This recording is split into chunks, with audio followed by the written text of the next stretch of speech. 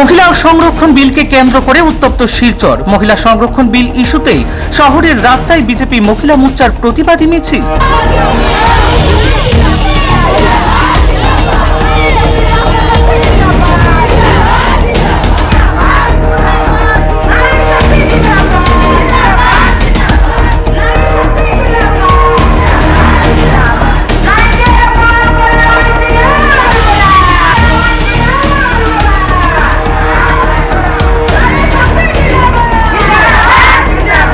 মহিলা সংরক্ষণ বিলকে কেন্দ্র করে শিলচরে প্রতিবাদী সরব হল বিজেপির কাছাড় জেলা মহিলা মোর্চা।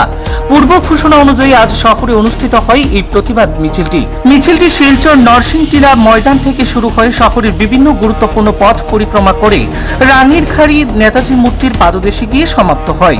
এতে বিপুল সংখ্যক মহিলা কর্মী ও সমর্থকদের উপস্থিতি পরিলক্ষিত হয়। গোটা মিছিল জুড়ে স্লোগানের মাধ্যমে কংগ্রেস সহ রাজ্য এবং দেশের বিরোধী দলগুলোর ভূমিকা নিয়ে সমালোচনা করা হয়। সংগঠনের নেত্রীরা দাবি করেন বিলটি পাশের জন্য প্রয়োজনীয় 2/3 সমর্থন না পাওয়ায় তা কার্যকর হয়নি।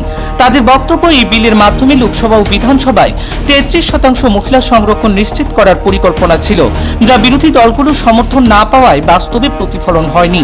মিছিলে উপস্থিত বিজেপি নেতৃত্বরা জানায়, নারীর রাজনৈতিক ক্ষমতায়নের প্রশ্নে এই ইস্যু অত্যন্ত গুরুত্বপূর্ণ। পাশাপাশি ভবিষ্যতেও এই বিষয়কে সামনে রেখে গণতান্ত্রিক কর্মসূচি চালিয়ে যাওয়ার কথাও জানানো হয়। মহিলা সংরক্ষণ বিলকে কেন্দ্র করে রাজনৈতিক মতভেদের আবহে বিষয়টি নিয়ে আগামীতেও আলোচনা ও কর্মসূচি অব্যাহত থাকতে পারে বলে মনে করা হচ্ছে। 16-17-18 সংসদে মহিলা বিল উপস্থাপন করা হয়েছিল, কিন্তু বিরোধী দলরা সেই বিলটাকে পাস হতে দেয়নি। আমরা বহুবার না পাওয়াতে সেই বিল পাস হতে পারেনি।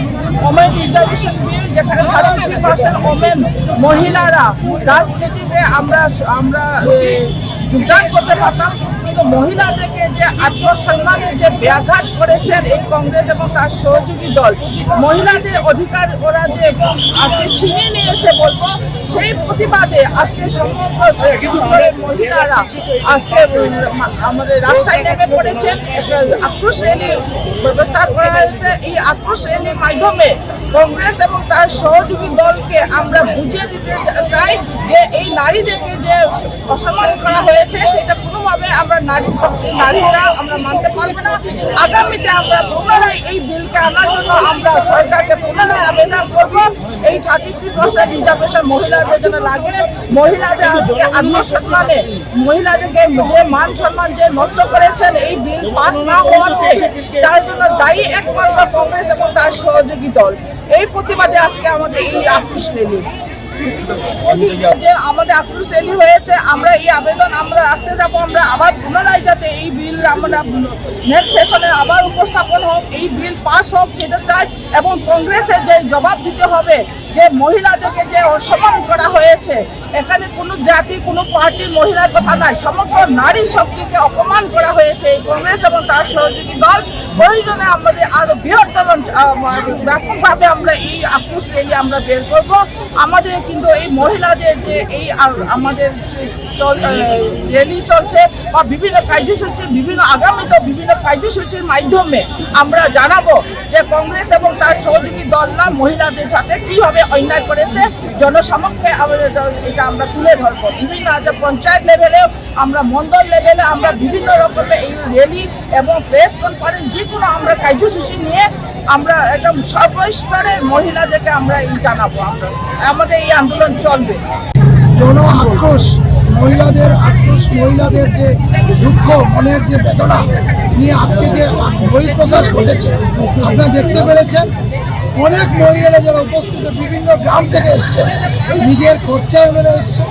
এই কারণে এসছেন যে বিগত দিনে সংসদ 16-17-18 তারিখ 3 দিনে বিশেষ সংসদ ডাকা হয়েছিল, যেখানে মহিলা বিল পাস করার জন্য সঙ্গে সঙ্গে ভারতবর্ষের যাতে মহিলা প্রতিনিধি যাতে বর্তমান থেকে সংসদ এবং বিধানসভায় যাতে 850 হতে পারে এবং বিধানসভায় যাতে 189 জন হতে পারে, তার জন্য সরকার এই বিলটা এনেছিল যাতে মহিলারা ভারী সংখ্যায় প্রতিনিধিত্ব করতে পারে। কিন্তু দুর্ভাগ্য, ভারতবর্ষের কংগ্রেস রাজনীতি দল, বিরোধী রাজনীতি দল সেই বিলকে আটকে দিলেন, এই বিলকে পাস করতে দিলেন না।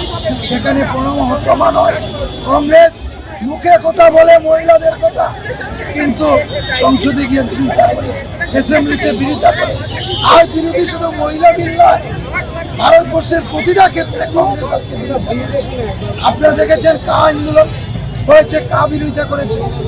আপনারা দেখেছেন শুধু কা নয়, 3 তালাকের বিরোধিতা করেছে, 370 ধারা বিরোধিতা করেছে, রাম মন্দির বিরোধিতা করেছে, জিএসটি বিরোধিতা করেছে, নোটবন্দি বিরোধিতা করেছে। কি বিরোধিতা করেন? আয়ুষ্মান কার্ড বিরোধিতা করেছে, আয়ুষ্মান ভারতের বিরোধিতা করেছে, মেক ইন ইন্ডিয়া বিরোধিতা করেছে, উজ্জ্বলা যোজনা যখন প্রধানমন্ত্রী তখনও বিরোধিতা করেছে, শৌচালয় যখন বানান তখনও বিরোধিতা করেছে। কংগ্রেস বিরোধী রাজনীতি হিসাবে এটা রাজনৈতিক দল নয়, এটা একটা কোম্পানি হিসাবে তৈরি হয়েছে। ব্যক্তি স্বার্থ ছাড়া চিন্তা করে না কংগ্রেস, মানুষের চিন্তা করে না, জনগণের চিন্তা করে না।